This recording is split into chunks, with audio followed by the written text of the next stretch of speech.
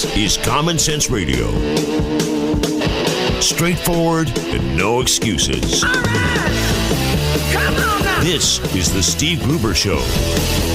Call me crazy. Oh, yeah. What I said was perfectly right and spot on accurate. Boy's got a mouth like a cannon, always shooting it all. Stop. Got it in Stop. I mean, you're way off script. Got it in me. Gonna quit until it all comes out. Hey, boy. Been a long education. Yeah, you know, it's not cynical. It's common sense. Pay attention to me when I'm talking to you. I'm gonna rock the nation. Rock the nation. Genuine, accountable, and raw. Here is Steve Gruber. Welcome to it. It is primary day in New Hampshire. Big snowstorm there. A lot of snow around Michigan this morning as well. So be careful out there. But this is it. This is a big day. This is a pivotal day for about 5 candidates on the Republican side. Could also be a bellwether. Could also be a bellwether for the Democrats, depending on the margin of Bernie Sanders' victory in New Hampshire, which is a foregone conclusion. And speaking of that, it seems that on the Democratic side, Bernie Sanders has closed the deal nationally to a dead heat. It's the second poll in a row. It's from a Reuters headline. Clinton's lead over Sanders has shrunk to just 3% among Democratic voters, according to the latest poll conducted February 2nd through the 5th. That was after the Iowa caucus. The poll has a credibility interval of 5 percentage points. I'm not sure what that means. Democrats had been supporting Hillary Clinton by more than 2-1 nationally. But that has been drawn right down to a dead heat. Right down to a dead heat. And meanwhile, for the Democrats, Hillary Clinton's White House campaign is going negative against her Marxist pal, Bernie Sanders. But let's be honest, Hillary Clinton's trying to be as Marxist as possible as well. But her going negative is something that a lot of Democrats think is a very bad idea. They think it's very reflective and very, it reminds them of 2008 when they're having all sorts of trouble. And, of course, the attacks come as she's facing the biggest defeat of the primary season. You know, they say Clinton barely won in Iowa last week. A lot of people don't even believe she won there. A lot of people, including Bernie Sanders' team, believe that he won in Iowa. The shift by the Clinton team to a more aggressive footing, again, reminds everybody of what she did against Barack Obama when Bill Clinton and other surrogates mounted attacks that were widely seen as counterproductive. I would say, and I would suggest now, that Bill Clinton on the campaign trail is a liability and not an asset. Seriously. Have you seen him on the campaign trail? He sounds feeble. He looks like an old man. He looks like an elderly man, which is hard to think of Bill Clinton as an elderly man, but he is. And there it is. So he's out there and his hands shake and his voice quavers. And he gets that big crooked finger and he shakes it at people, but it doesn't have the impact it once had. And I don't think that Bill Clinton is the hammer, if you will. I don't think he's the hammer at all that he used to be. So the problem for Hillary is she's not very likable to begin with as a candidate. Democrats know that. I'm not telling them anything they don't know.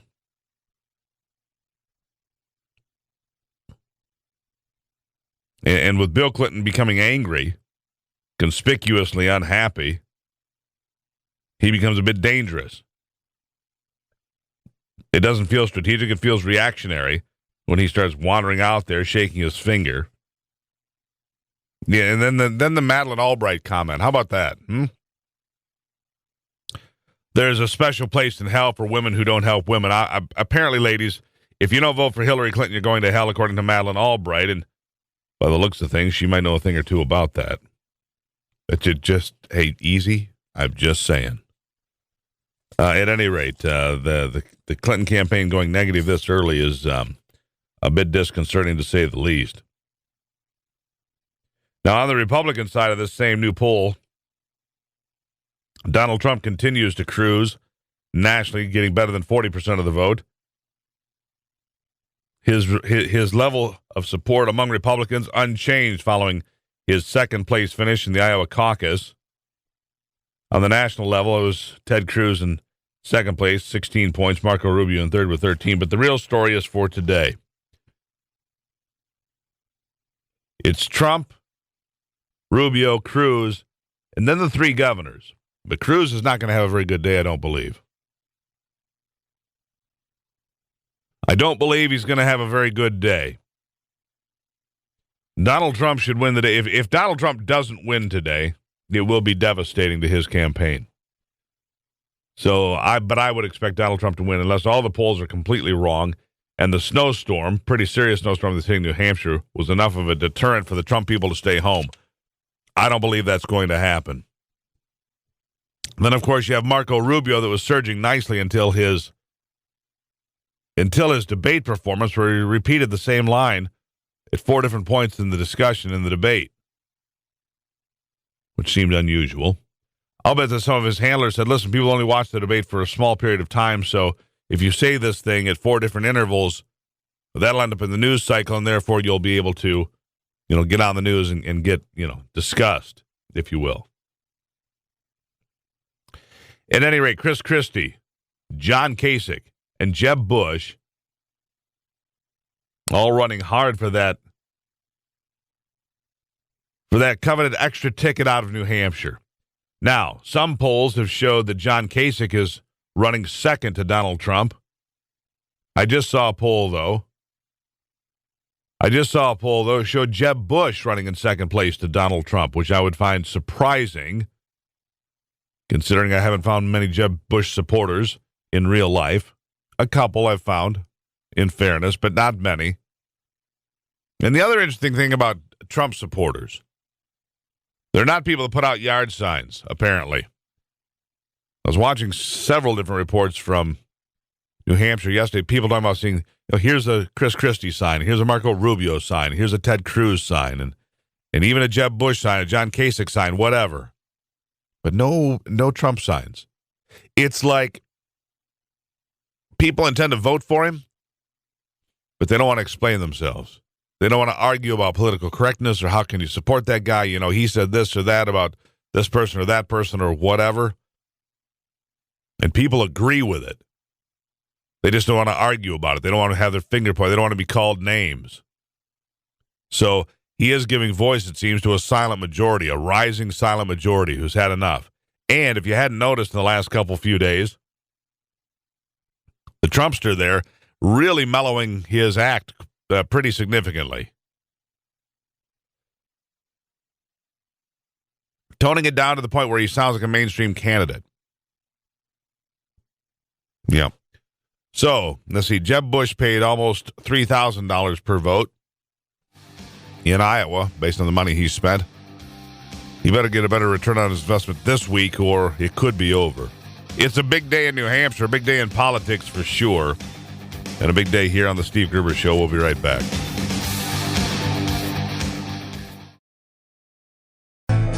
Delivering Michigan common sense with a big dose of truth and honesty.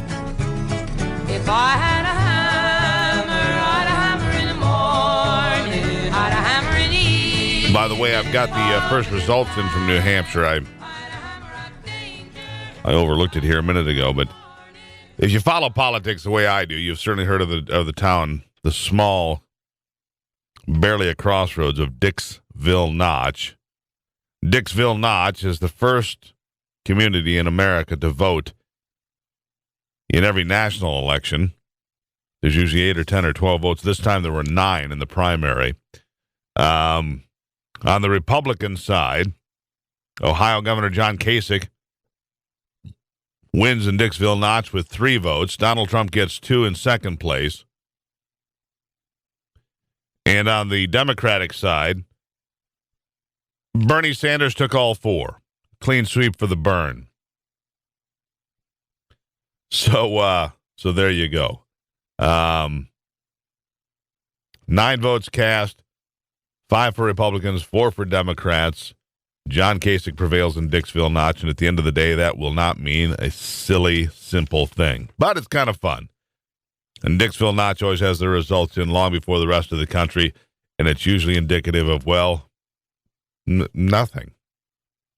But it's just a little something you know. Let's see here. Let's grab a little bit of sound here from the lead up to the events today. Let's take Donald Trump was there. Republican presidential candidate Donald Trump says that today's primary will be something special as he comes to the end of a beautiful journey in the Granite State. As he told listeners at a town hall meeting that it takes guts to run for president. Clip 2. Go with Donald Trump. It takes guts to run for president, and it does. I told you the story when I was coming down the escalator. I just took a deep breath. I said to my wife, let's go. But I took a deep, deep breath because it does. It's something I've never done this before, and I'm enjoying it. But we have to bring sanity. I'm not doing it because of that, because I can think of other things. As much as I love you people, I could be on a beach someplace. It's not so bad, right? We could be someplace else. The fact is, I love the end result, what's going to be. We're going to have a phenomenal, strong, powerful, rich country again. It makes people think, wouldn't that be nice, doesn't it? Meanwhile, Marco Rubio getting rough reviews after that debate performance like we talked about. Repeating himself often, but on the campaign trail and sticking to his guns. Here's Marco Rubio. But the core of this campaign is that statement, and I am going to continue to say it. Barack Obama is deliberately carrying out a strategy to change America. He wants to redefine this country. It is one of the main reasons why I'm running, and it's one of the reasons why I feel so good about our debate performance, despite, whatever the media people want to say. It was the biggest fundraising night we've had in all of the debates. So I feel great about it, and we're going to continue to say the truth. Barack Obama is systematically trying to carry out an effort to change this country, and we're not. That's why this election is so important. We need to stop that from continuing. And let's get to the Dixville Notch winner. The Dixville Notch winner is John Kasich, the governor of Ohio.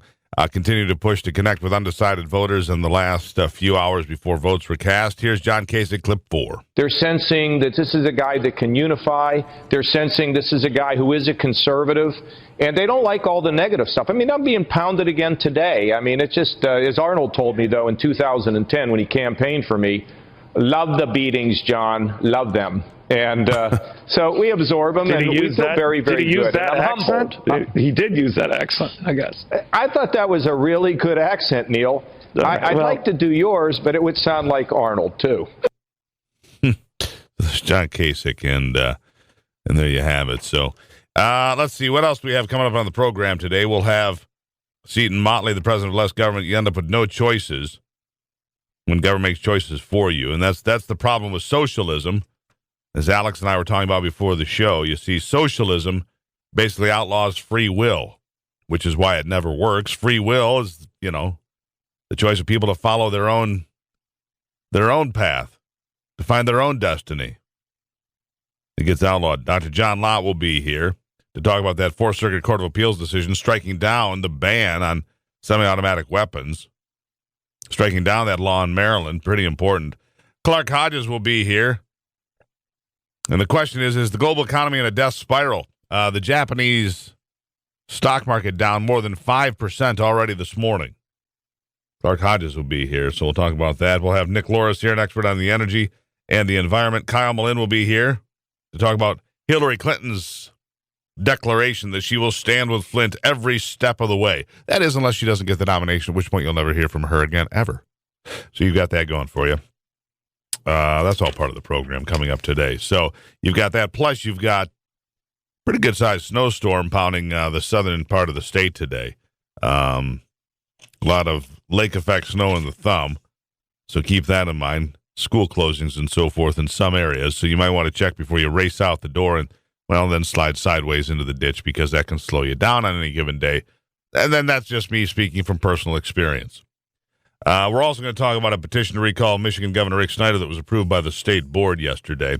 9 petitions were turned down, all directly related to the Flint water crisis, all rejected, but one did make it through, and that was a petition approved to recall Snyder for creating the State School Reform and Redesign Office. So because it was approved, now there's a window that's open. I think it's 180 days. And during that 180-day period, these folks got to run out during a 60-day period of the 180-day period, 60 consecutive day period, to collect 789,133 signatures to recall the governor. This has been basically going on since the governor was elected. So there's this petition move afoot to recall the governor. And so also today, I will have House Democratic leader Tim Greimel on the program, because he's been among a chorus of people calling for Snyder to resign over the issues with the Flint water supply. We'll have Tim Greimel here, a Democrat, to talk about why he thinks the governor should step down. That conversation also still to come today on The Steve Gruber Show.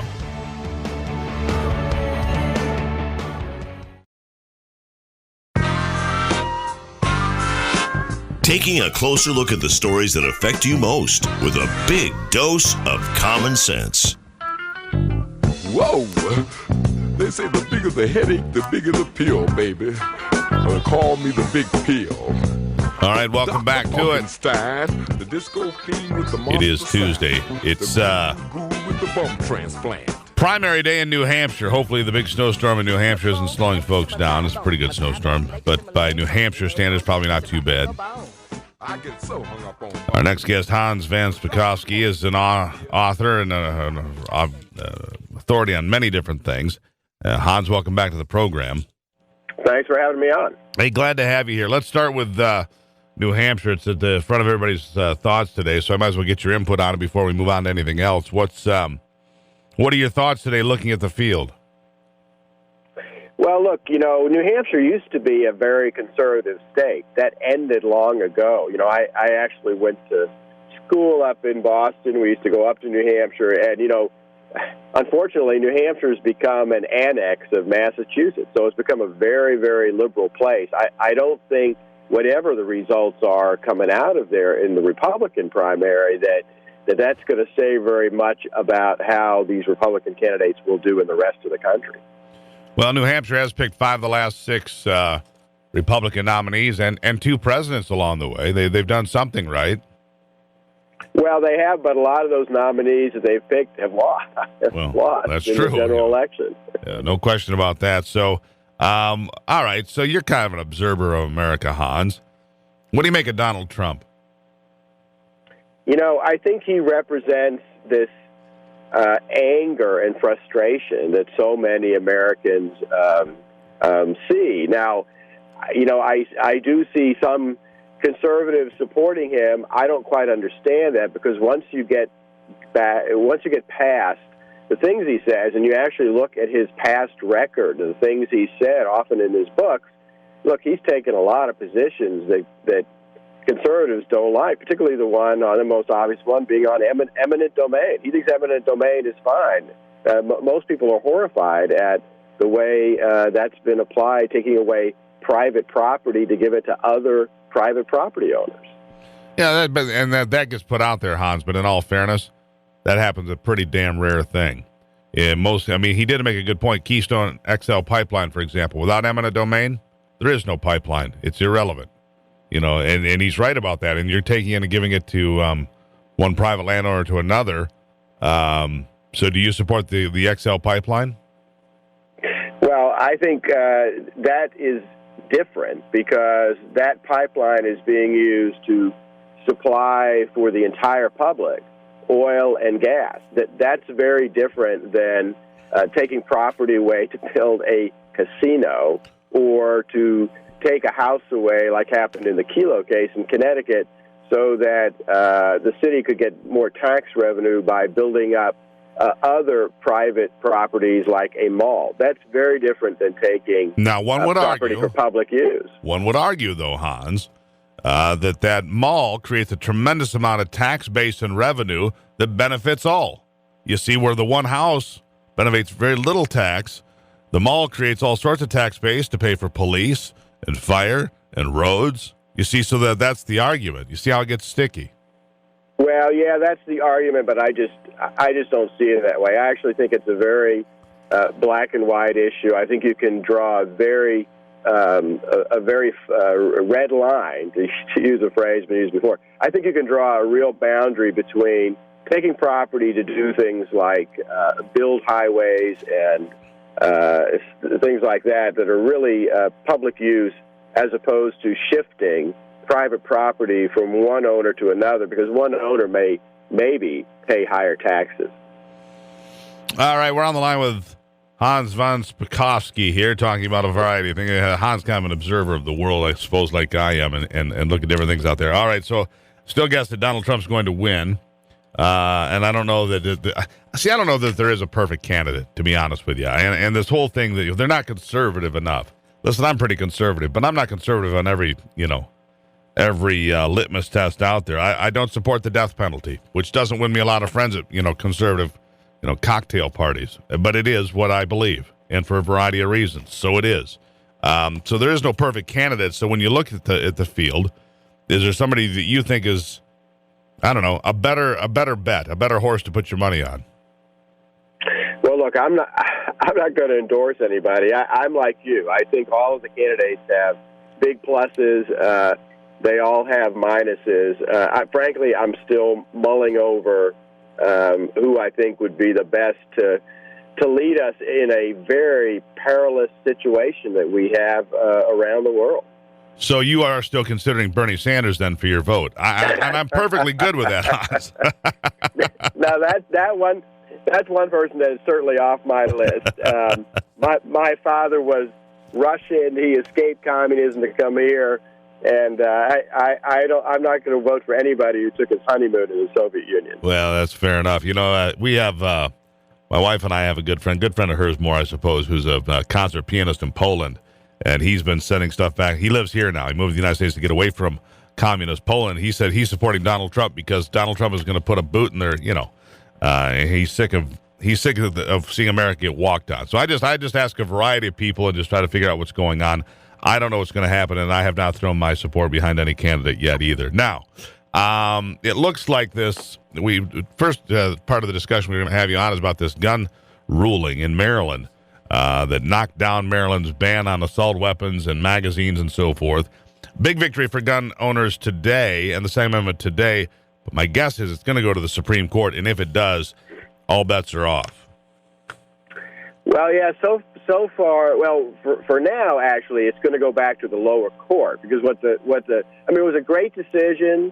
The federal appeals court said that the lower court, which had upheld this ban on assault weapons and a ban on magazines that hold more than 10 rounds, had used the wrong standard. They hadn't used the high standard used by the court when a constitutional right is being violated. So it is a temporary victory, although I suspect that if the lower court does the same thing again and upholds the ban, the appeals court will toss it out, and then it'll be up to the Supreme Court to make a decision about it. And that's where it gets scary for me when you look down the road to the next election, because 3, maybe 4 Supreme Court justices, the next president could be instrumental in what happens in America for the next 50 years.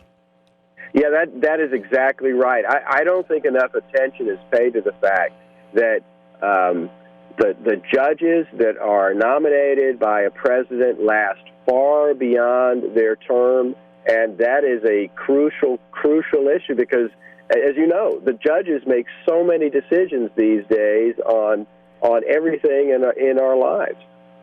Yeah, no question, and sometimes they don't turn out the way that you would have thought, right? And so therefore you're stuck with like a Justice Kennedy, who came from George Bush, I believe, George H.W. Bush, thought to be a conservative. Didn't work out that way, now did it?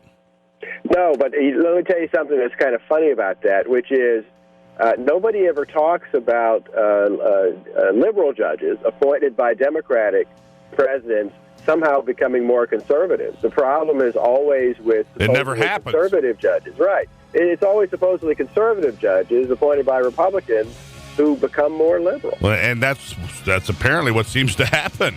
I mean, I've never seen it go the other way. Maybe I'm mistaken. Hans, always a good conversation, my friend. Yep, thanks for having me. There you have it, Hans von Spakovsky. Here on the Steve Gruber Show, we'll be right back. The Steve Gruber Show, American values with Midwestern common sense.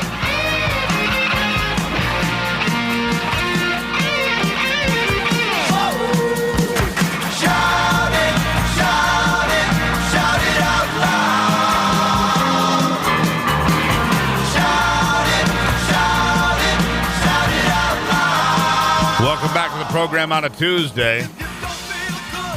Our next guest, Seton Motley, here to discuss his support for Bernie Sanders and why he thinks Bernie is... No, okay, I'm just kidding. Seton, welcome back to the program. He's a little too moderate for me. Thank you. How you doing? I understand, yeah. He's a little bit too conservative for you. I understand. Yeah.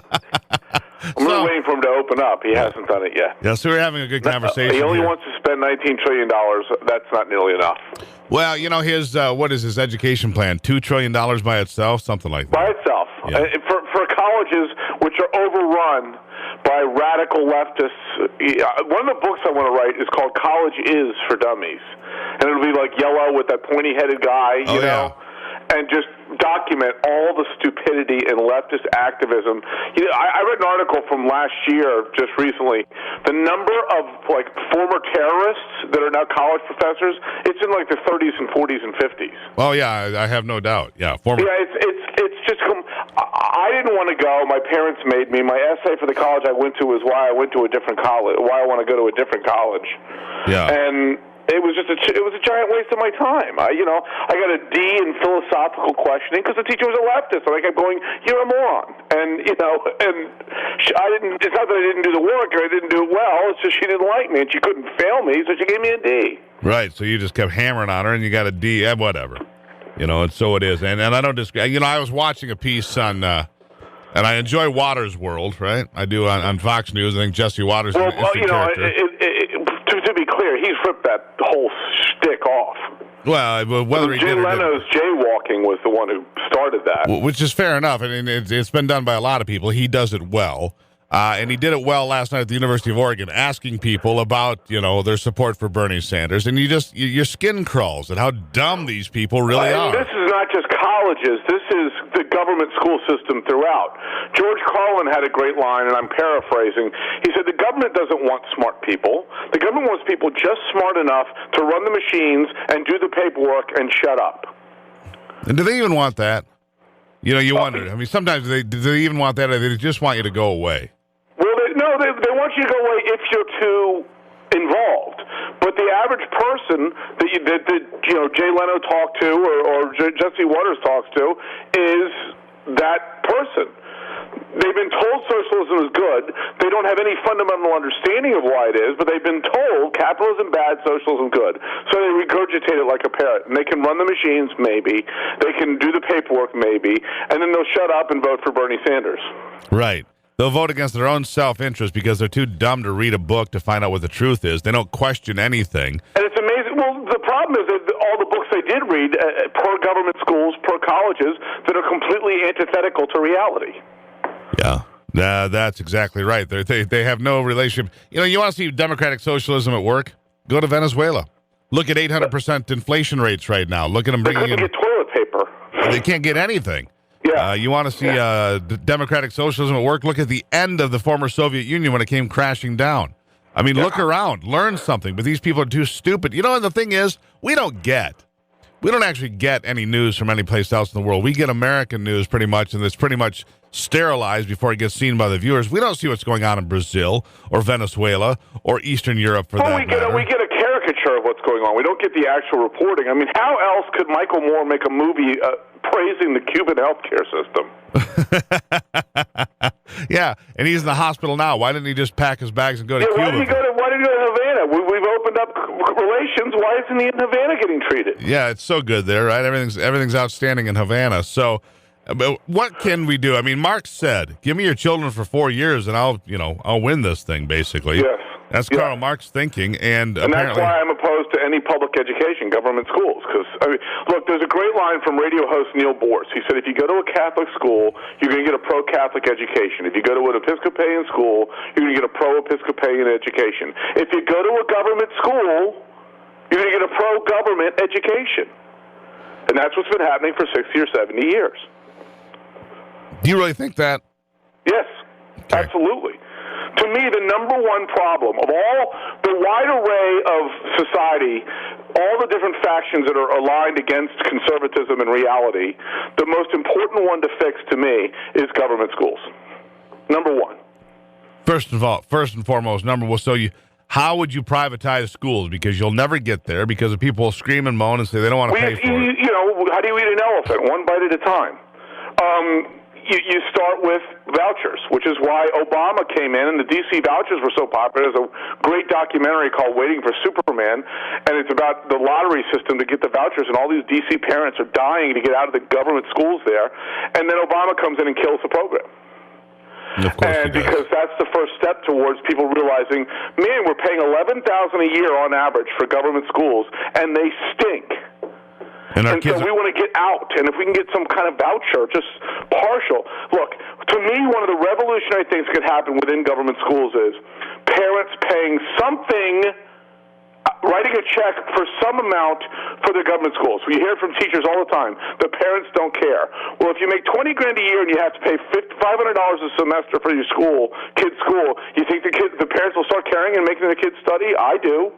I think you might be right because people care about what they pay for. When you got skin in the game, man, when it's free, it's valueless. When you have some skin in the game, all of a sudden it's a transformational perspective on what you're paying for.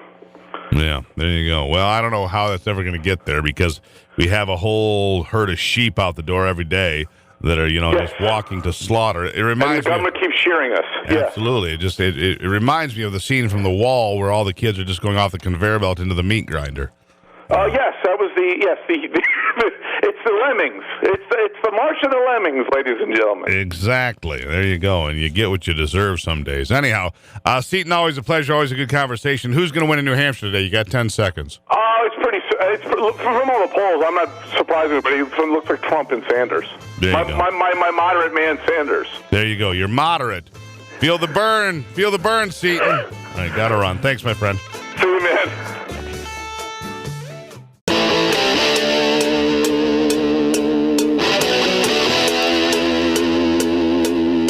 This is Common Sense Radio.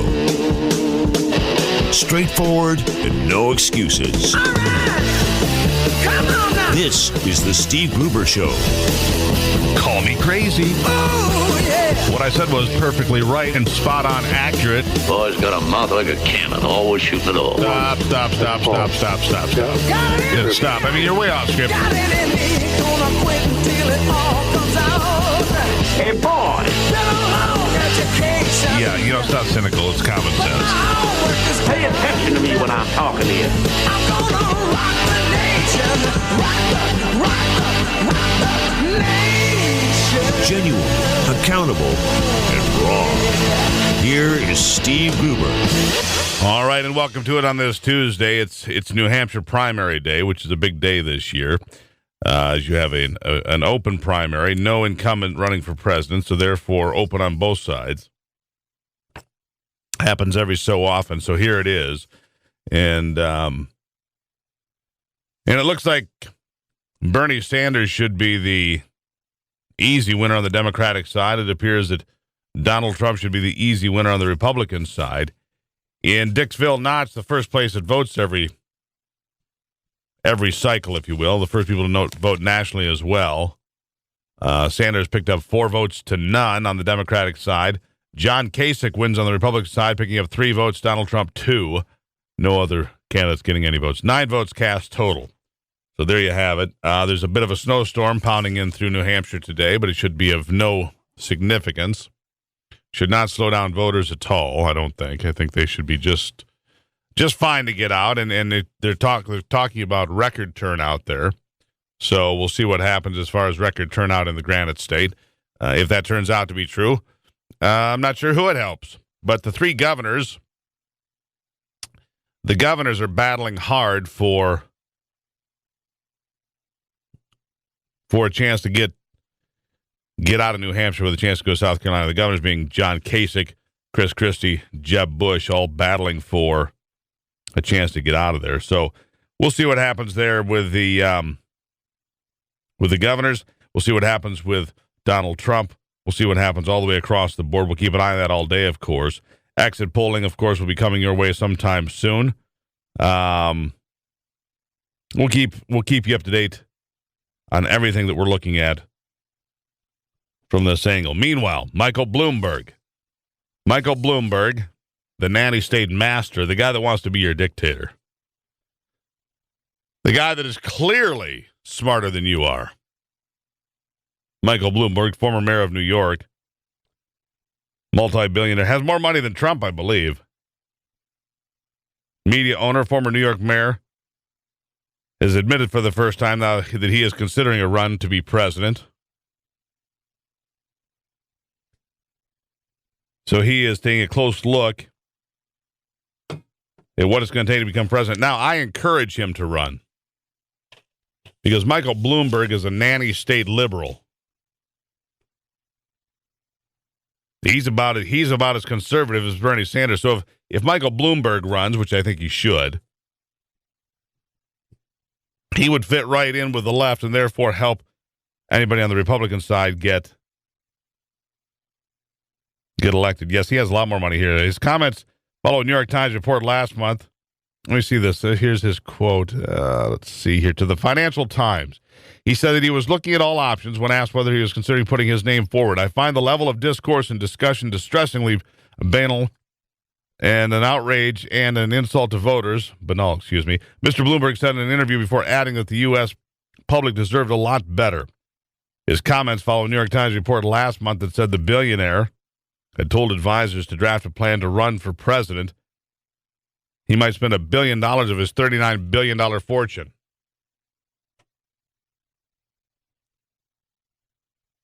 $39 billion fortune.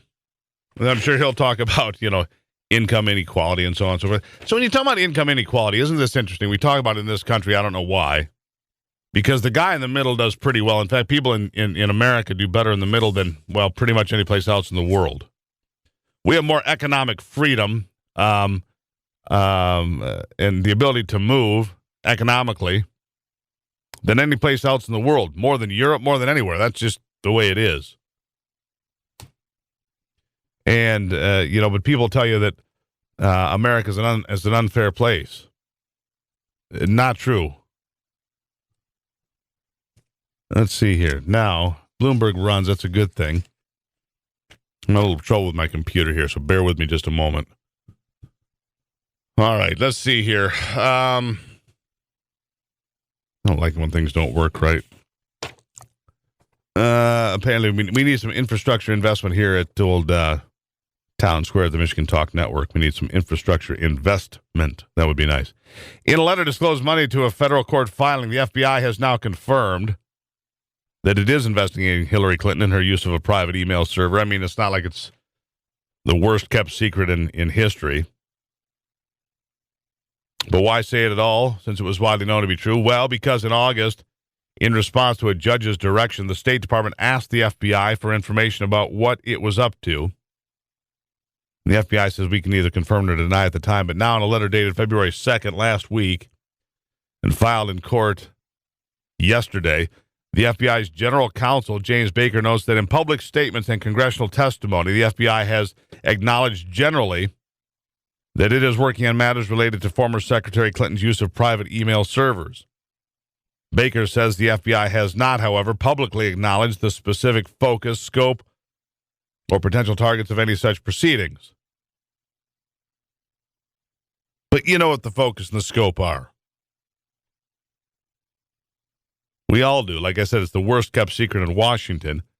The one paragraph letter ends with the FBI writing, "No more can be said without adversely affecting ongoing law enforcement efforts." The letter was filed in one of the Freedom of Information Act cases brought against the State Department over access to documents from Hillary Clinton's time as Secretary of State. This one filed by Judicial Watch, our good friends there. You know, without Judicial Watch, how much would we really know? Seriously, how much would we really know? Short of Judicial Watch, it's pretty amazing what the amount of information they've been able to bring to us. So let's see here. And again, bear with me because I'm having a computer issue here with timing and so forth. So here's something, though, that will affect you going forward. This has now become official. Sweden's Göran Marby on Monday was named, keep that name in mind, Göran Marby, named yesterday to head the body that manages internet addresses, ICANN, pledging to uphold checks and balances as it steps out from under U.S. government oversight. We have given up control of the internet, my friends, under Barack Obama. Isn't that nice of us? The Internet Corporation for assigned names and numbers. So for like me, SteveGruber.com. Is it going to be safe going forward? I don't know. It's now under a multi-stakeholder governance, bringing in business and academia as well as government users of the internet. The stakeholder model has proven its strength, says Marby. We'll see. I'll tell you what proved its strength. American ingenuity and the ability to get things done. That's what proved its strength around here. American know-how. Straight ahead, we'll have Tim Greimel here, the Democratic leader, to talk about his call for Governor Rick Snyder to resign over the problems in Flint. We'll get to the bottom of that straight ahead right here on the Steve Gruber Show.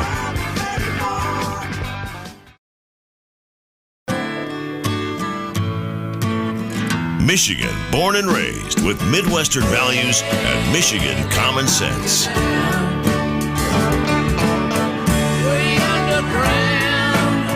All right, welcome back to it. It's the Steve Gruber Show on a Tuesday, primary day in New Hampshire. Here in Michigan, the political battle continues to be drawn over the water situation in Flint. And a lot of people on the Democratic side doing their level best to blame the governor for what's happened in Flint and call for his resignation. Some have gone so far as to suggest that it's racial genocide, that the governor intentionally poisoned poor kids, primarily black children in Flint, to save a few dollars. I find that to be reprehensible behavior, but it is what it is. Joining me today to talk more about what's going on with the calls for his resignation, House Democratic leader Tim Greimel back on the program. Tim, welcome back. Good morning, Steve. It's always good to be on your show. Racial genocide are terms that I've heard directed at the governor. Do you believe that? No, absolutely not. I don't think there's any evidence that this was some sort of intentional attempt to harm people, and so no, absolutely not. And I don't think any mainstream rational thinkers believe that that's the case. So you would say that Michael Moore and Jesse Jackson and others are not mainstream rational thinkers? Well, I don't know exactly what they've said, to be honest with you, but if they're saying that, I would not say that that is a rational view of the world. All right, so what is a rational view of the world? And, in my research, here's what I found, Tim, and you help me wherever I'm wrong here. But the city of Flint violated federal law the moment they switched the water from Detroit to their own system to start supplying water from the Flint River because they had not put anti-corrosive chemicals into the water to balance the pH, basically. And they had no written plan in place, both required by federal law. So every minute that water flowed through the Flint water system, the city of Flint at the local level was in violation of federal law. That's number one. So it was incompetence at the local level, but followed by indifference, I would say, for a long period of time at the state and federal levels. Does that sound like it's reasonable to you? Well, the first comment, I think, is accurate in terms of the violation of federal law. But, Steve, the decision maker at the local level was the state-appointed emergency manager who answers to the Treasury Department and the governor. It was not the local elected officials. Yes, the local elected officials wanted to switch from the Detroit water system ultimately to this pipeline that's still under construction to Lake Huron. Since 1962. But it was the emergency manager and only the emergency manager who decided to switch to the Flint River water in the meantime and not properly treat it. He made no such decision, and that's unfair, Tim. Let's be honest. He did make that decision. He made the decision. Who do you think Hold made on. the decision? He made the decision not to treat the water. That's what you're going with. Yes, in violation of federal law. They decided that they were going to save a few bucks by switching to the Flint River, and for whatever reason, now hold on, did not properly treat the water. You said that yourself. I give you a wide latitude here, but it wasn't the city of Flint that decided to switch from the Detroit water system. Detroit made that decision the day after Flint decided to create their own system that would take 3 years to build. The next day, angry Democrats in Detroit kicked them off the system, giving them exactly 1 year, leaving them a 2-year gap to cover, Tim. That's what happened, and you know it. Let's be honest. That's not accurate, Steve. And, I guess all the reporting and all the decisions at the local level were under the authority of the state-appointed emergency manager. So the city of Detroit didn't kick Flint off the following day? There was a dispute about paying bills, and there was a dispute about the rates. I don't disagree with that, Steve, but the reality is that the state-appointed emergency manager decided that because he didn't want to pay the Detroit water rates, he was going to switch to the Flint River water. And it was also under his authority that the decision was made to inadequately treat the water. I'm not suggesting that he intentionally did that, saying, I want to harm people. I'm suggesting that it was the emergency manager's incompetence, and by extension, the state treasury department and governor's incompetence that caused this problem. So it wasn't the incompetence of the Democrats that voted 7-1 to approve this, a plan that had been, undergoing a consideration since 1962. Steve, listen to me. They did not vote to approve using the Flint River water. They voted 7-1 to use the Lake Huron water, but in the meantime, to stay on the Detroit water system. It was the emergency manager and only the emergency manager who chose to use the Flint River water. The city of Detroit, the day after they made that decision, the following day, the city of Detroit, out of anger, kicked them off and said, you're done in 1 year, even though they knew it would take 3 years to build the system. Is that not true? Again, they did not refuse to allow Flint to stay on the Detroit water system. Yes, they did. Flint was willing to pay the Detroit water rates, Steve. Wow. Detroit kicked them off the following. Dude, it is so well documented. The next day, Detroit said, you're done in 1 year, leaving them a 2-year gap to fill, which they were not prepared to do, clearly, because you end up with water that was not treated properly.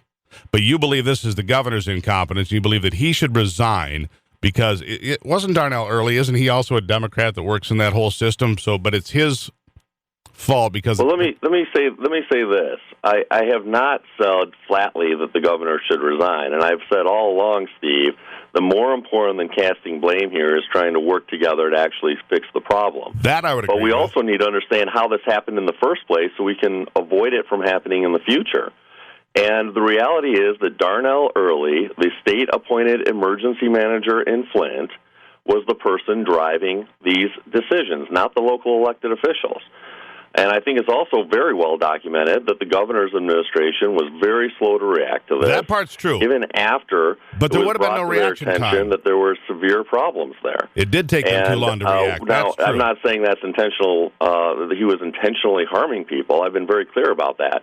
But at a minimum, it is colossal incompetence on the part of the governor. The governor was slow to react. The city of Detroit threw Flint off the next day, Tim. You know that. It's okay. We'll need more time on this in the future, but right now, you're right about one thing. It needs to be fixed going forward without all the finger pointing. Tim Greimel, it's always a pleasure. Good to be on the show. It's the Steve Gruber Show on a Tuesday. We'll be right back.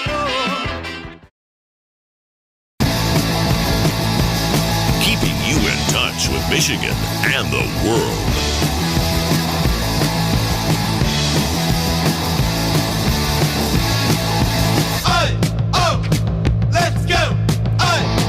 All right, welcome back to it. It's Tuesday here on the Steve Gruber Show. And if you want to go check, I'll tell you what, I'm not wrong. You know, if you want to check our homework scores, you can always do that. April 16th, Ed Kurtz, emergency manager Ed Kurtz, signed the contract to move the Flint water supply, right, to their new Lake Huron water supply. The next day, now this comes after in March, the Flint City Council voted 7-1 to leave the Detroit water supply. April 16th, the emergency manager rubber stamped what the Flint City Council said yes to 7-1. The next day, April 17th, the Detroit Water and Sewer Department terminated the water to the city of Flint. The next day, it's not even in dispute. I can't believe that Tim Greimel would sit here and think that was in dispute in some way. It's a very clear timeline. Gave them 1 year when they knew it was going to take 3 years to build the system that would bring water from Lake Huron.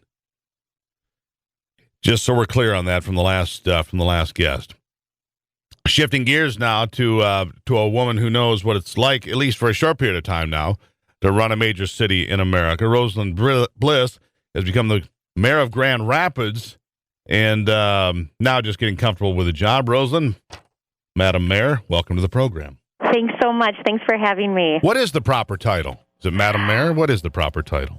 You know, what I've found is most people call me Madam Mayor. Okay, well, that's what I'm going to do, if that works for you. All right. All right, so you're getting your feet on the ground here, and obviously, as a mayor, you've got to look at, and we'll just touch on Flint just briefly, you have to have some empathy, though, looking at the challenges that city is suddenly facing. Through a series of mistakes, I'm not going to assess blame here, but a series of mistakes led them to a crisis situation that not only you have to empathize with, but you also have to look around your city and say, wow, I wonder if we're have some vulnerabilities out here with the same sort of problems. You know, you're absolutely right. It's, you know, anytime there's a crisis in another city, of course you pause and you look at your own backyard. You know, like you said, what happened in Flint is absolutely tragic. And it has caused us to really take a look at our current water system, our water quality. A lot of it is educating the community about the quality of our water and explaining to them how we maintain our water lines. In fact, I had a neighborhood meeting last night, and that was one of the topics that we talked about. And we'll be doing a lot of that. We've already started doing a lot of that education about our water, but we'll continue to do that just to ease people's concerns and fears. Here's another thing that does concern me, and probably from your standpoint it might as well. According to the state of Michigan, if Flint went through and fixed all of their water lines, it would cost somewhere in the neighborhood of $60 million. A lot of money, fair enough. But people are calling to give them $600 million or $1 billion. And I'm just left scratching my head going, no, wait a second. If you take all of that money and give it to the first city that has a problem, what if something does crop up in Grand Rapids or Kalamazoo or pick your city? I mean, to drain the bank dry seems to be, well, maybe not responsible. Yeah, you know, I don't know the specifics of how much it's going to cost to fix their infrastructure. What I do know is that infrastructure is extremely expensive. And so, for instance, here in Grand Rapids, we went through over the last 30 years, we replaced our underground pipes and we separated our sewer system. And so we did this massive CSO project, and that cost us over $300 million. And so it's a significant investment, and then you have ongoing maintenance. So there is a cost to it. You just have to plan for it. And certainly, and I think that oftentimes, from where a lot of people sit, fiscal responsibility seems to go out the window sometimes when we're watching politicians. I think that's fair to say, because they say, well, you know, if we need a little bit more money, we'll tax them a little bit more. But you understand the actual mechanics of, okay, here's the budget, here's what we have to get done, and here's what we're allotted to do it. When you look at the health of the city of Grand Rapids financially, where is it? Yeah, well, you're absolutely right. I mean, we have to be fiscally sound if we're going to be able to provide good services, and if we're going to have services that are sustainable into the future. So the city of Grand Rapids, we are financially sound. It's not that we don't have debt. We do have bonds out for infrastructure improvements. Many of those are out of our enterprise funds, but we have, we've passed a balanced budget. We I intend to pass another balanced budget this year, come June. We have money in a budget stabilization fund and in a contingency fund, and over the last 5 years, we've been building that up. It's higher than it's been in over 20 years. Having lived through the economic downturn, I, along with several of my colleagues, made a commitment to build up our budget stabilization fund so that if there is a downturn, we're not in the same position we were in 10 years ago, where we had to lay off hundreds of staff. So we're in a much better place, and I actually think going through the very rough time we had over the last 10 years has put us in a much better position. What are the biggest challenges? I mean, obviously, Grand Rapids is a major city, not only in Michigan, but in the United States. It's a major city. And obviously, you're still fairly new to the job. What are the biggest challenges you see personally going forward? Yeah. So, you're absolutely right. I mean, Grand Rapids has a lot of momentum. There's a lot happening here. We have significant economic development. We have a really diverse economy. So we have a lot of different manufacturers. We have a lot of different businesses here. So we're not reliant on one, which is good. But with that said, there are growing concerns in our community. Some of them, I'll give you just a couple. Some of them revolve around affordable housing. So what we're seeing is as the economy is improving, we're seeing a lot of market rate developments and market rate apartments, which is fantastic. But we also want to make sure that people aren't priced out of our neighborhoods and out of our community. So we have to make sure that there continues to be some affordability and really just diversity in housing options so that people can find a place to live in our city. The other issue that we're looking at, and it's something I talked about last week during my State of the City, is that the data is still really striking when it comes to racial disparities in our community. So we have really high poverty rates and unemployment rates among several in our African American community and Hispanic community. So we're talking a lot about that right now, and there's a number of initiatives around supporting minority and women-owned businesses and small businesses and startups and growing wealth within the African American community. And so that will be a major initiative, at least during my first term. We're on the line with the Grand Rapids Mayor Rosalyn Bliss this morning. I know that people are looking at what's happening in New Hampshire today, and obviously you're a politician. The Michigan primary coming up on March the 8th, 2016. A big deal for Michigan. Any thoughts on who you would prefer in this political season? I haven't quite decided just yet. I just hope that people get out and vote. It's so critically important. But I've been pretty singularly focused on Grand Rapids over the last couple of months. All right, that's fair enough. And I appreciate you taking the time to come in here, and I'm sure we'll visit from time to time. But welcome to the new position, Madam Mayor. We appreciate you coming on the program, and it sounds like, well, I'm sure you've got a lot of work to do every day, so I know I appreciate you taking the time. Glad to. Thanks for inviting me. There you have it. Rosalyn Bliss, everybody, the mayor of Grand Rapids, joining us here on the program. And looking at the challenges, because every mayor in Michigan would have to be concerned. Looking at what's going on in Flint, would have to be concerned. My gosh, I hope we don't have that sort of situation. She talked a bit about that, a $300 million investment there in Grand Rapids to address water and sewer issues. So there you have it. It's 41 after on a Tuesday on the Steve Gruber Show. We'll be right back.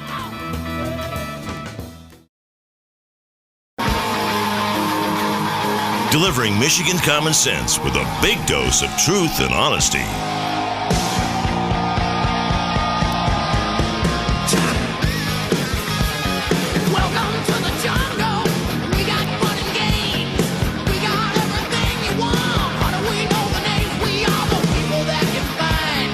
All right, welcome back to it on this Tuesday. The thing that people don't talk about enough, for sure, is the Supreme Court appointments that, almost inevitably occur during a president's tenure. This coming president, whoever it's going to be, has the ability to shape America for the next 50 years because it's likely 3, maybe 4 justices will exit the court in the next few years. I mean, you've got 3 or 4 that are almost 80 years old, so it makes a big difference. I bring that to your attention because of a U.S. Court of Appeals decision that struck down Maryland's ban on assault rifles and high-capacity magazines and so forth. Big victory for gun owners in the NRA right now, but will it last? Dr. John Lott here from the Crime Prevention Research Center. Oh, he's not here today. Anyhow. All right, well, at any rate, we'll get to John in a second. On Thursday, a divided panel of the United States Court of Appeals in the Fourth Circuit struck down Maryland's ban on assault rifles and high-capacity magazines. In so doing, they potentially put this case on the fast track to the Supreme Court, and there, my friends, is the risk. They risk setting off a literal arms race in the meantime, where gun makers race to sell as many exotic kinds of weapons as possible in order to expand the scope of the Second Amendment. Clearly, Barack Obama is the greatest gun salesman in the history of the world. In a case like this, where the Fourth Circuit strikes down this state ban in Maryland, in this case, on assault rifles and high-capacity magazines, if it looks like it's going to track and head to the Supreme Court, watch the price of AR-15s and AK-47s rise again, because they'll be flying off the shelves again. Dr. John Lott is now here from the Crime Prevention and Research Center. Doctor, welcome back to the program. Great to talk to you again. Obviously, the elections have consequences, and the next election, as I was talking to you just before you joined me, as many as 4 Supreme Court justices could be chosen. And these people, if they're on the left, they don't care what the precedent is in the Heller case or other cases. What they will try to figure out is how to say that assault weapons and so forth are not protected by the Constitution. So this is a big win for gun owners in the short term here with this Fourth Circuit, but it might not last. Right. Well, I mean, it depends on whether the state is going to appeal the decision. I mean, I guess I hope to some extent that they do, but it's a risky proposition. I mean, you have 3 Supreme Court justices that are in their 80s right now. 2 of those were part of the 5 votes that won the Heller and McDonald decisions. But as you say, even after the Heller decision, when Chicago's gun ban came up, 4 of the Supreme Court justices said that they did not believe that there was an individual right to self-defense, let alone an individual right to self-defense with the gun.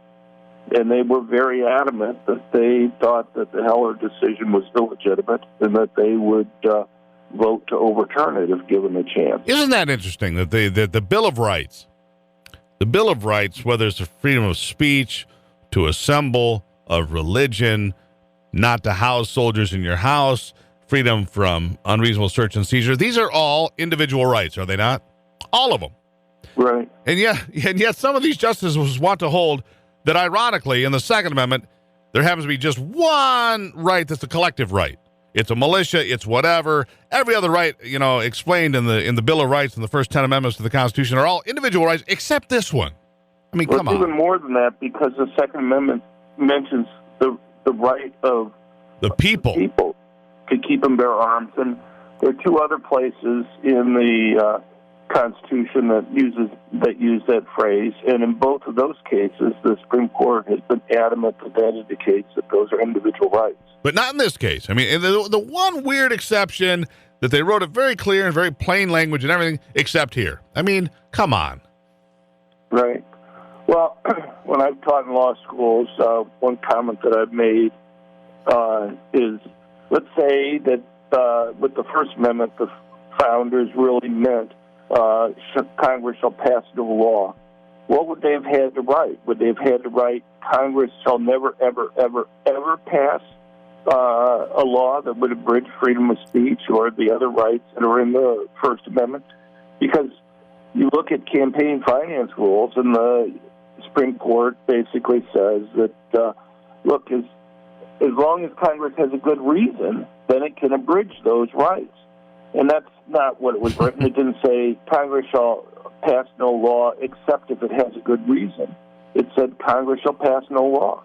And when in the Second Amendment, when it says shall not infringe, that's a pretty strong term. I mean, what would they have had to write? Would they have had to put a couple more shalls in front of it? Shall never, ever, ever infringe? I mean, there's a simple reason why courts are like this, and that is they like power. And so the framers tried to put constraints on government.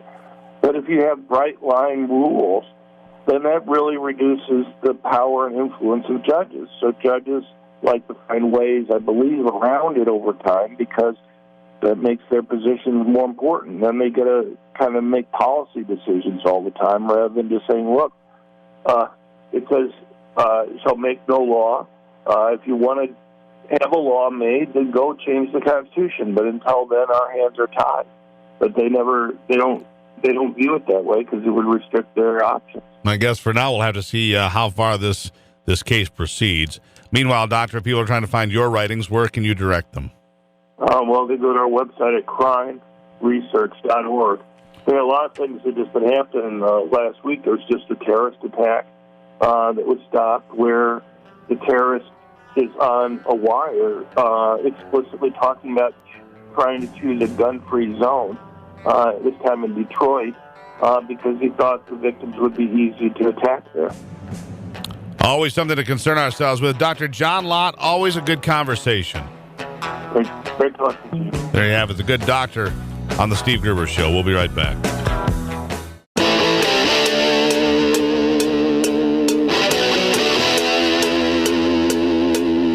This is Common Sense Radio.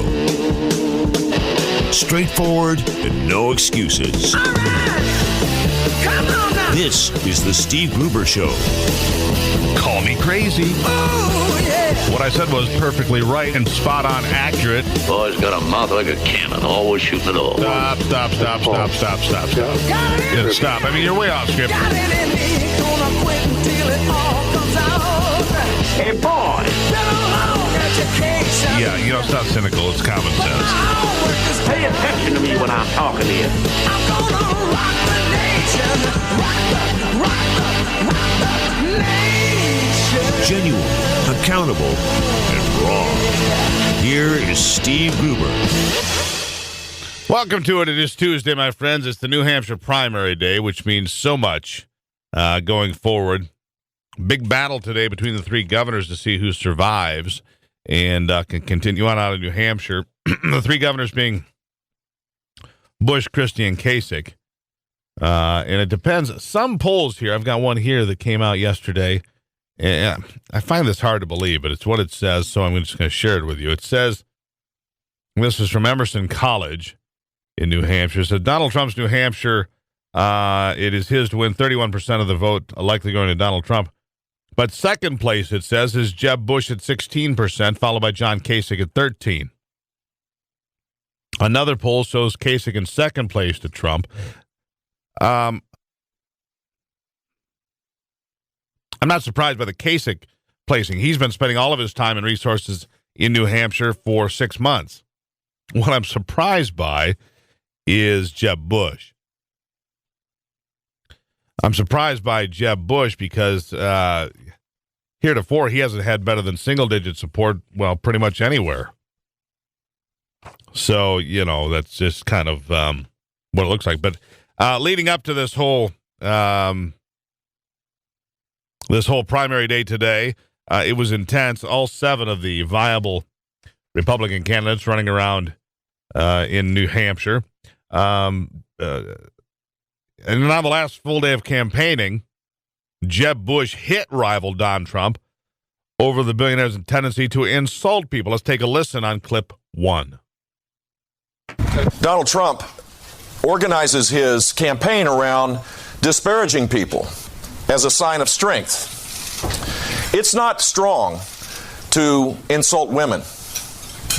It's not strong to castigate Hispanics. It's not strong to ridicule the disabled. And it's certainly not strong to call people like John McCain or my friend Leo Thorsness, a Medal of Honor recipient who spent 6 years in a POW camp in Hanoi. It's not strong to say that enough. They were loser. We get it. Yeah, and that's Jeb Bush. And, if Jeb Bush comes in second place, I'd say I'd eat my hat, but, well, I don't wear hats, generally speaking. One more bite, then we're going to go to the hotline. And if you'd like to get in on the conversation today in New Hampshire and whatever else is going on, from the Flint water crisis to the votes being cast today, you can call 888-900-9966, 888-900-9966. But first, let's get a little taste of Donald Trump. saying he told listeners at a town hall meeting it's going to take guts to run for president. You know, it takes guts to run for president, and it does. I told you the story when I was coming down the escalator. I just took a deep breath. I said to my wife, let's go.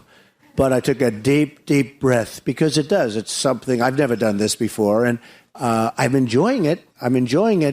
But we have to bring sanity. I'm not doing it because of that, because I can think of other things. As much as I love you people, I could be on a beach someplace. It's not so bad, right? We could be someplace else. The fact is, I love the end result, what's going to be. We're going to have a phenomenal, strong, powerful, rich country again. And there you have it. That is pretty much the Donald Trump mantra in a thumbnail sketch of it. All right, like I said, let's jump to the hotline, see what's on people's minds today. Again, the phone number 888-900-9966. Philip hanging on the line in Flint today. Philip, welcome back to the program. Good morning, Steve. I just had a few things I would share. There's actually around 700 miles of water pipes in Flint. Okay. And they're trying to discover the ones that are damaged so they can replace those first. But I think they're probably all damaged in some way, shape, or fashion. The city had spent no money over the last quarter century replacing those pipes. In fact, some of those pipes are so old, they're back from the 1920s, and they're actually in the ground, and they're made of wood. Yeah, I was going to ask you that. Are there wooden water mains in Flint?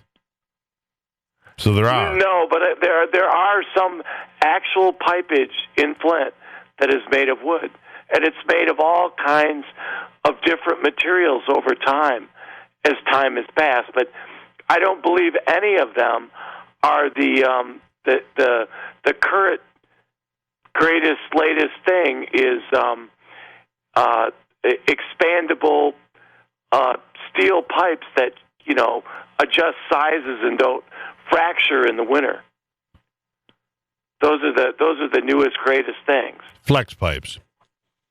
Basically, flex pipes. So let me ask you something, though. A lot of what we know this. I mean, the evidence would indicate that a lot of the problems that we have with the toxic water at the tap in Flint homes, for example, is because these homes have deteriorated lines from the curb, if you will, to the house itself. Now, in my experience, Philip, when I buy a house, I buy all the piping and all the electrical work and everything to the curb because beyond that is the responsibility of the city. But anything from the curb to my house is my responsibility. Apparently, that's not going to be the case in Flint. Apparently, the responsibility for Flint is going to be every water line to every house, which is not normally covered. Does that seem... am I hearing this right? Well, you got to take into account that, even in my own home, that water was so corrosive that it actually damaged the pipes in my home that aren't plastic. And it actually is destroying, in my case, I don't know, I have to have it checked. It actually, in some houses that I know people, they've checked, and it's actually, the water was so corrosive, it destroyed their water heaters. And it also was destroying other things in their house that the water goes through. All right, so fair enough. So let me say this. Let me say this, and that's hearsay. So let's get to this though. According to the state of Michigan, worst case scenario, it'll cost $60 million to replace all the water lines in Flint, yours included, I suppose. And yet we've got politicians out there calling for $600 million. Well, now let me take that back. Candace Miller, the Republican, said we ought to spend $1 billion in Flint. How the hell does that make any sense? To replace a mile of pipe in the city. You're not hearing my question. My question is this. You want to say, if they replace the pipes to the home, there'll still be copper and lead leaching from the pipes in the road, and there are 700 miles of those. I get that, and the state of Michigan said it would cost $600 million. Over $1 million a mile to replace those. Yeah, well, I got an idea. Bottled water or something. We as a state cannot afford to pay $600 million per city, Philip. I got bad news for you, but thanks for checking in. Greatly appreciate it. Unless Bernie Sanders plants more of those trees that free money grows on and free stuff grows on, those magic trees. Let me get my unicorn and saddle it up. I got things to do.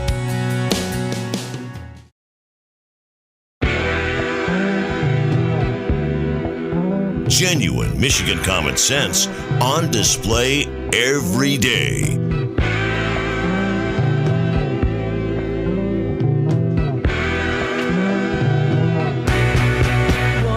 All right, welcome back to it on this Tuesday. Speaking of investments, and one of our listeners, Sean, inquiring, where is the money going to come from? Well, clearly I'm going to invest in those magic trees that grows free stuff that Bernie Sanders is peddling. I'm also going to sell saddles for unicorns because, you need to be comfortable riding your unicorn to the tree that grows all the free stuff. That's what I'm doing. And in the meantime, I'm going to talk to my friend Clark Hodges about investing in the magic trees that grow free stuff because he's my financial strategist, see? And then I've got my plan laid right out. Clark, welcome to the program. Thank you. I'm not selling anything magical today. Nothing magical. No, these are the Bernie trees. Feel the burn. The magic Bernie trees that grow the free stuff. Isn't it delicious to watch him up there and just see how uneducated America's youth is? Delicious? No, it's damned frightening that these kids are so stupid. These are kids at college that don't even have a clue about what democratic socialism. Let's see, capitalism bad, socialism happened, good. Don't you? It's the group that all got trophies for doing nothing as kids in the youth program. Why do you think they call it dope? Anyway, son. Yes, spark it up there, kids. Yeah, that's why they call it dope. All right. Yeah. Pot makes me smarter. Yeah. Okay, go with that. All right. Talking about the world economy, I saw gas. It's pretty much under $1.50 every place now, which is great in the short term, but I don't think it's great in the long term. China's in trouble. I saw the Japanese market was down almost 6% to start the day today. Clark, do I need a life raft here? No, you don't. You really need to stay the course. You need to spark one up. Try to have some calmness about you. You need to try to, just understand that this is part of the game. This too shall pass, and that this is an opportunity to buy good companies. I'm not saying buy the market, but I'm saying buy good companies because it is an opportunity to do that. All right. So my company's for sale. Can I get an offer from you this morning? You're selling your company? Sure.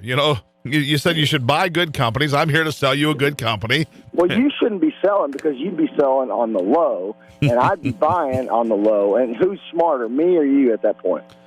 Well, on a general foot race, I'm going to give the nod to you to begin with anyway, just so we're clear. A bright fellow like yourself. All right, but as you look at things, did I see this right as well? That banks in Japan have now gone into negative interest for the first time. I did hear that. That goes right over my head. I'm not understand if I understand that. What the heck is that? Yeah, how can that work? What you give them $100, they give you back $90 and pat you on the back. How's that work? No, you give them $100. They're taking a loss. It sounds like. I don't understand it. Right, they're offering negative interest, though. Yeah, is the bank taking a loss, or me, the consumer, taking a loss? I guess the bank is taking a loss because they're saying we want some assets in our bank so bad they're worried about people taking a run on the banks and getting all their money out. This reminds me a lot of 2008 because, quite frankly, fundamentals do not matter right now. The market is schizophrenic. The market is saying, I don't care if you're growing 25% a year. I don't care if your profit margins are going up 10% a quarter. I don't care if you have the most incredible management team in the country. I don't care any of that. What I care about is if this industry is doing bad, then the whole economy is going to be doing bad, and we're going to sell everything. And so it's really a schizophrenic anomaly that's going on in the market that I think people have to understand. It'll change. It'll get back to normal. It'll get back to fundamentals. So look for good quality, fundamental invest. You know, you say that, Clark, but listen, we're $19 trillion in debt. The Chinese are in debt up to their eyeballs. The Indians are going into, got some debt going on. The Japanese, who knows what they've got? They're too damn secretive to know. The Germans have this invasion of refugees and so forth that's bleeding their economy. What is normal anymore going forward? Well, you and I have debt. Who cares? I mean, you can have debt and be in better fiscal condition, better financial condition next year. When you pay down your debt, you're making more money. Your net worth is going up. So just the fact that there is debt out there shouldn't mean that we should all run for the hills. You can find opportunity and you can make money in almost any stock market. You just have to really look and choose. But when you see companies coming out with tremendous earnings, when you see companies that are growing in spite of China, in spite of the strong dollar, in spite of the negative sector industries that are out there like energy, then you got to say to yourself, why am I not buying that? And if the answer is you're just scared of the market, then you're probably making a mistake. You probably should be buying it. The market leads a lot of these opportunities for us. If you bought in March of 2009, you would have had to have been very, very scared and very, very crazy to do it, but it would have been the smart thing to do. So just look at it as an opportunity. My dad used to say, look, what people don't understand about the stock market is it never ends. The stock market does not have a final whistle, a final buzzer. There is no fourth quarter where this thing will never open again. It opens every morning at 8:30. It's going to open tomorrow at 8:30. After the worst day of any trading ever, it's going to open up the next morning. Let me ask you this real quickly before we go. Before I run out of time. Who is the best person, in your estimation, for the economy to be president? Any guess on that? We got about 10 seconds. Trump. All right. And you're all right. The reason is because he's a businessman. So you're a Trump guy. 40% of the country's with you. I'm not necessarily a Trump guy. You asked me a question about the economy. He knows how business works. Well, what else is there? That's something I think our country needs. Right. If the economy collapses, what else is there? It doesn't matter. So, I mean, if the economy is the most important thing, which I, among and others might think it is, that's where we go. Clark Hodges, thank you so much. Thank you.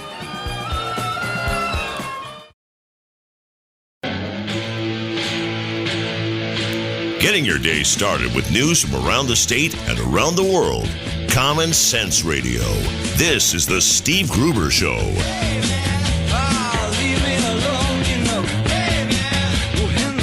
All right, it's Tuesday. You probably heard this here in the last few days. The president wants to put another tax on fuel, this way in a $10 a barrel oil tax, because the government's already making their 70 cents a gallon on gasoline. By the way, BP makes about 4 cents a gallon. The government's already making 70 cents. They want to make more. While they complain about the oil and gas and complain about it, they just keep taxing the daylights out of it because it's a cash cow. Nick Loris is an expert on energy and the environment, climate change, energy policy, coal, oil, natural gas, renewable energy. Nick, welcome to the program. Well, thank you for having me. My impression of gas taxes and higher gasoline prices is it hurts those that can least afford it. Those at the bottom end of the income spectrum are the ones that are hurt the most because they often drive older cars that are less fuel efficient. And so when gas is $1.50 a gallon, it's great for them. When it's $3.50 a gallon, that extra $2 a gallon comes right out of their ability to, buy food or buy clothes or whatever it may be. Am I right or wrong? No, you're absolutely right. In fact, the average family spends about 5 cents out of every dollar on energy costs. Low-income families spend about 20 cents out of every dollar on energy costs. So you're exactly right. This would be a very regressive tax that falls disproportionately on low-income and minority families. And at a time when gas prices are under $2 a gallon nationally and putting money directly back into the pockets of all Americans, President Obama has revealed that he wants to raise those prices. I just want to say how thankful I am today, Nick, because it's snowing. And I know that 15 years ago I was told that it would never snow again. You know, it would be a rare thing that kids would never even know what snow was because of global warming, because of the evils of capitalism and so-called fossil fuels. So I just want to say how thankful I am that, you know, it's actually snowing today and making travel miserable, not only here but in New Hampshire. And in addition to that, isn't it ironic that this 21st century clean transportation system that includes, you know, mass transit, high-speed rail, self-driving cars so that we can take even more freedom away from people, is all based on taxing fossil fuels, the evil fossil fuels, but the ones that have great energy density that cannot even be rivaled by solar or wind energy density, which most people, I mean, trust me, I've seen Bernie voters. They can't do basic math. They certainly don't understand energy density. This is just a joke. It's a joke. It is, and the fact that it's all being done in the name of climate change makes it even more of a joke. And, I mean, if you look at where our energy needs come from, more than 80% of them come from carbon-emitting conventional fuels and coal, oil, and natural gas. And to tax these or regulate them out of existence is only going to drive up our electricity bills and our bills at the pump, but for all the goods and services we pay for, because energy is such a staple component of everything we do. And even if you thought we were headed towards catastrophic climate change, these regulations and taxes wouldn't make a dent in global temperatures anyway, so it's all pain, no gain. I'm pretty sure, though, that if I'm understanding this, you know, free electricity is a human right. I'm sure that's what I heard Bernie say. Free energy, free everything is a human right. Free electricity, free cars, free smartphones, free food. And the great thing is, in Bernie's world, with the magic trees that grow free stuff, nobody even has to go to work ever. Ain't it great? Yeah, that's right. I know PJ O'Rourke, a columnist, said this about healthcare. He said, if you thought healthcare was expensive now, wait till you see what it costs when it's free. And that's the same for everything that the left is promising, is that they don't realize that someone else has to pay for it. And we end up paying for it usually twice, both as taxpayers and as ratepayers, in this instance with electricity. And when these grand schemes to promote green energy fall flat on their face, that's what ends up happening. Nick, how old are you?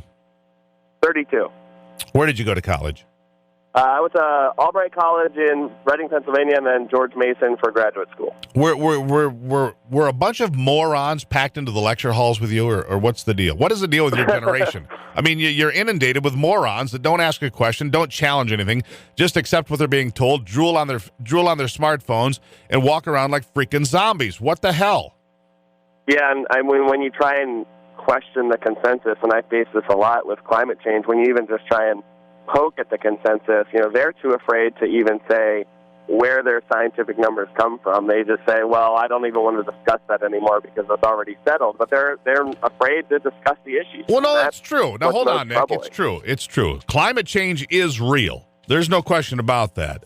I mean, the mastodons and so forth can attest to climate change. That part I can assure you. You know, we have a great couple of you ever been to Michigan, Nick? I have. So you've seen the Great Lakes? I have, yes. You know what created those? Climate change.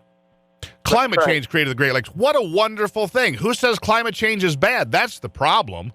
You know, climate change, it's going to kill everybody. Actually, by a factor of about 20 to 1, cold weather kills a far greater number of people on this planet every year than hot weather. Cold weather and hot weather does something else. It grows crops to feed people. Isn't it incredible? Why would we not want it to be warmer?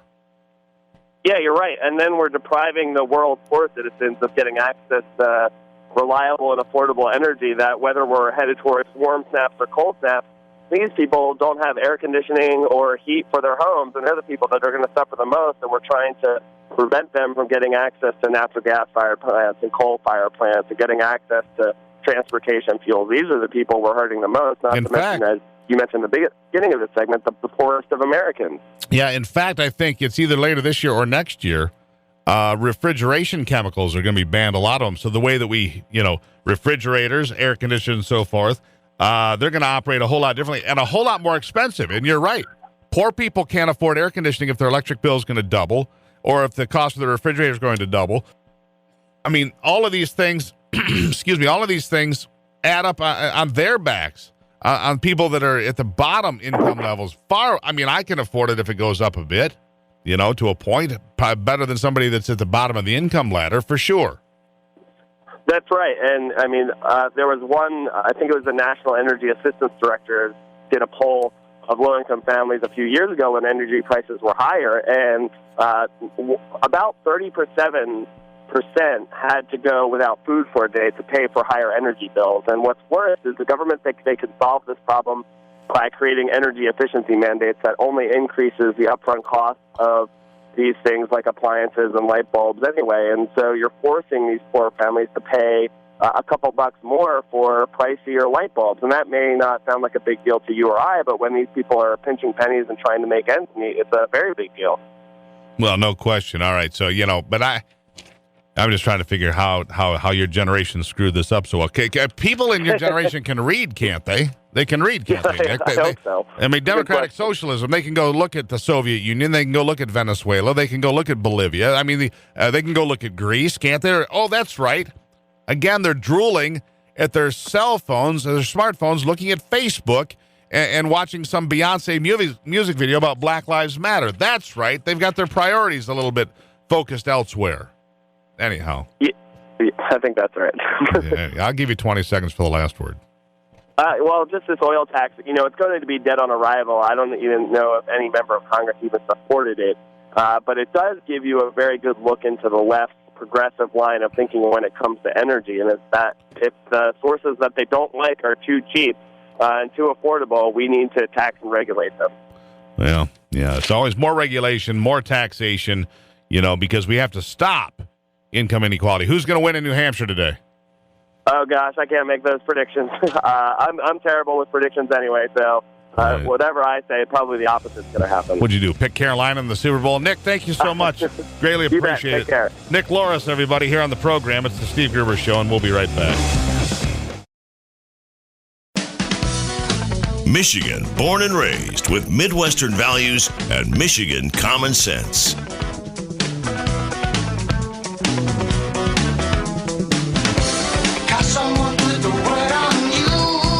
All right, welcome back to it. If you didn't hear, Hillary Clinton was in town looking out for the folks in Flint. Says she will stand with the folks in Flint for as long as it takes. Well, at least until the election's over or something else. Then she'll move along. But Chelsea Clinton also going to be the situation in Flint becoming the battle cry, apparently, that Republicans are evil.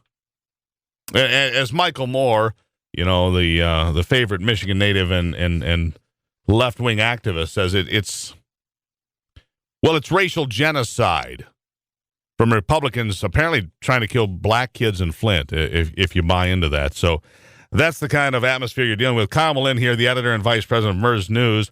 Kyle, welcome back to the program. Hey, it's a pleasure to be here, Steve.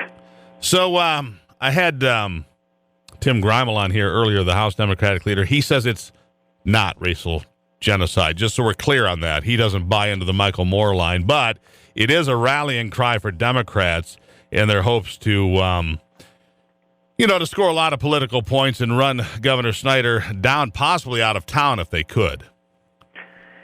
Yeah, I think the Democrats have done a real good job capitalizing on this Flint water crisis. They've really controlled the message. They've controlled, I think, the media, the way the media has reported it almost since the beginning of January.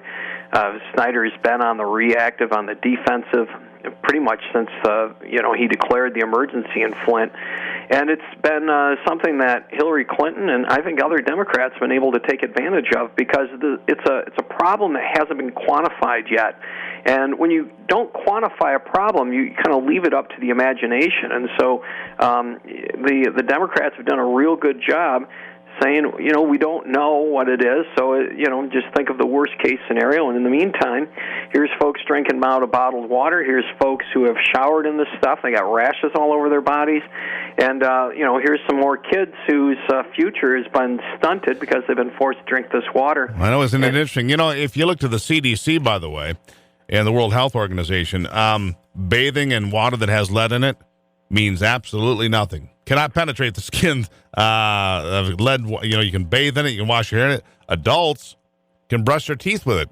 Completely safe, says the Centers for Disease Control. But the Democrats controlled the message. Therefore, the Republicans are on their heels. And now that narrative has been pounded home that somehow bathing in it causes rashes and everything else. Not true. But the Republicans had no crisis management at all in place. They haven't done a good job, yeah. And so, whatever is causing these rashes, it's certainly got everyone's attention. But, I think Snyder's had some real problems, and Hillary Clinton, I think, has done a fantastic job from a political standpoint in capitalizing on it, being in Flint on Sunday, speaking to a congregation of a Baptist church there. She called for a debate in Flint on the subject. She got it, so now we're going to have a debate in Flint if the Democratic primary goes on that long. I mean, we should probably preface that because it's possible that she could have it wrapped up by then. So I think she's done a masterful job. I think she's shown why she's as strong of a politician as she is, why she's probably going to wrap this thing up at some point. It may take longer than folks think, but she's just doing a great job capitalizing it, bringing folks in there.